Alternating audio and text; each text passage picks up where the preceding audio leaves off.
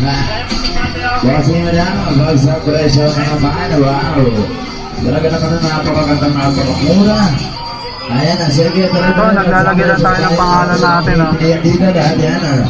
Lahat sa presyo ng kabayan, wow. Ayan talaga mga urban George Road. Tingnan natin yung singil dito sa atin. Lahat ko rin t-shirt kabayan. Talaga mga presyo. Sir, may bayad talaga yung parking yan, sir? May bayad talaga parking dyan, sir?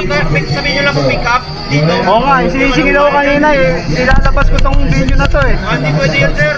Tinan mo tong tenant dito. Sabihin nyo lang po mag-pick up lang kayo. Oh, pick up, nandito naman sa harap nyo, di ba? Pati nga po muna sa item. Baka mali ako eh. Oh, sige sir. Item, bangus. Bangus lang naman. Sige po. Salamat sir ha. Ito, iano ko tong lalaki na to eh. Ang tagal-tagal ko nagpipick up dito, hindi naman ako sinisingil eh. Sa pick up lang sir, 6 lang pag parking. Oo nga. Salamat sir ha. Thank you sir. Dalawang pares ng Crocs, 115 na lang. Ay, napakamura nga naman. Talaga naman, boss, madam. Oh, Ayan, yan. sige, tuloy-tuloy. Pag siningil tayo Kahit dito. sa presyo, dalawa-dalawa ha sa mga klase Pag siningil tayo ng tenant dito. Tayo ang take ko ng kabayan. Matik. Dalawang pares ng Crocs. Ilalabas ko talaga tong video na to. Napakamura nga naman talaga. So mga boss, ganito nga pala nangyari dito. Pagdating ko dito sa pipick-upan ko, meron akong kasamahan dito na Food Panda Riders na sinisingil din ito. At pagkatapos niya singilin yung Food Panda Riders na yun, sa akin naman siya tumapat at titikitan sana ako. Kaya ang ginawa ko, umalis ako, lumipat ako sa kabila. Sinubukan kong tawagan yung vendor, kaso hindi nasagot dahil maraming ang tao dito na customer. Kaya naisip ko na hindi rin siguro maharap sagutin yung tawag. At dahil nga sa natatagalan na ako sa pag-pick up dito at baka yung customer ko ay nagugutom na at magalit sa akin, ang ginawa ko mula sa kabila sa tapat ng vendor na kukuhanan ko ng pagkain na order ng customer, bumalik uli ako dito habang wala itong tenant na to. Pagdating ko sa vendor, nakausap ko yung crew. Sir, may bayad talaga yung parking yan, sir? May bayad talaga parking dyan, sir? Sabihin nyo lang kung pick up dito. Oo nga, sinisingil ako kanina eh. Ilalabas ko tong video na to eh. Hindi pwede yan, sir. Ito, kita nyo naman tong tenant na to, halos nakapamewang pa. Kita nyo naman, di ba? O, ngayon lang siya sige na. Nakita niya na kasi may camera yung tao. At dito sa mga oras nga na to, mga boss, tinatawag ko nga siya para iharap sa vendor. Kaso ayaw niya nang lumapit, para maliwanagan din sana. At ang pinamumukha niya kasi sa akin, mali ako. Nagpark ako dito, tapos hindi ako nagbayad. Sa totoo lang mga boss, nakaready na yung pagkain. Halos hindi nga ako umabot ng 3 minutes. Natagalan lang ako dito dahil nga lumipat ako sa kabila at tinatawagan ko yung vendor para pakiusapan sana na ilabas yung pagkain. Kaso hindi nga nasagot dahil busy rin sila, kaya inantay ko na lang umalis itong tenant at saka ako bumalik dahil nakaready naman ang pagkain at alam ko na hindi rin ako magtatagal sa vendor. O ito mga boss, babalikan ulit natin yung nakausap natin yung crew. Ang sabi ng crew, hindi na kailangan bayaran to at sasabihin lang ay magpipick up. Una pa lang pagdating ko dito mga boss, ayun na kaagad ang una kong sinabi. Magpipick up lang ako ng pagkain at hindi ako magtatagal. Pero ang sabi niya sa akin kanina, kailangan pa rin daw akong tikitan para sa parking fee. Ayan. Bossing mo na lang, madam bossing. Pick up ako doon, sir, oh.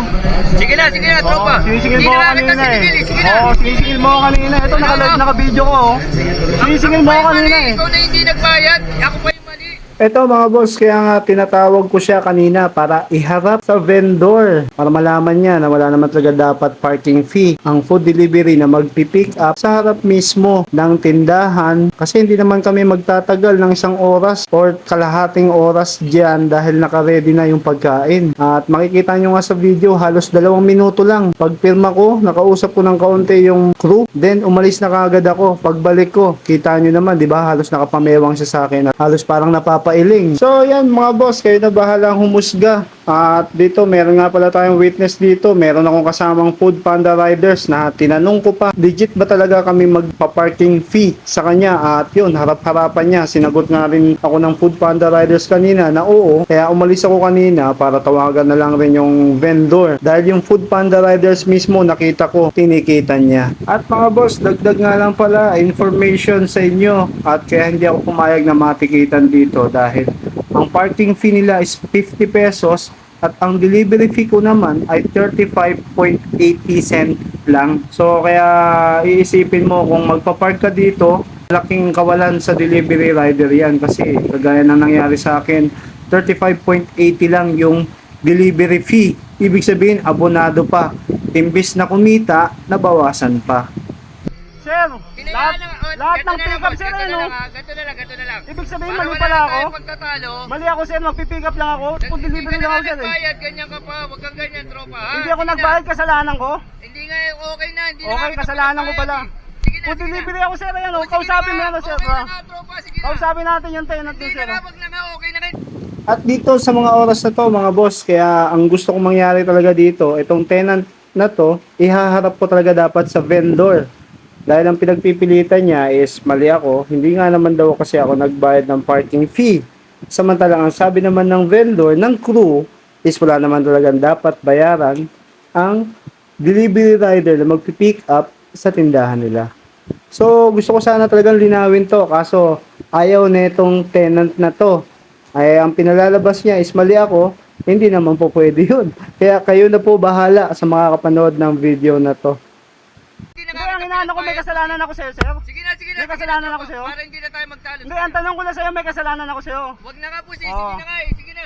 Oo. Sige na ha. Okay na. Huwag mo lang sasabihin may kasalanan ako Sige sa'yo. na po, sige na. Nasa Tapos tama na, lang ako tapos sir. na, Sige na. Tapos na. Okay, nakabidyo ko oh. Oo,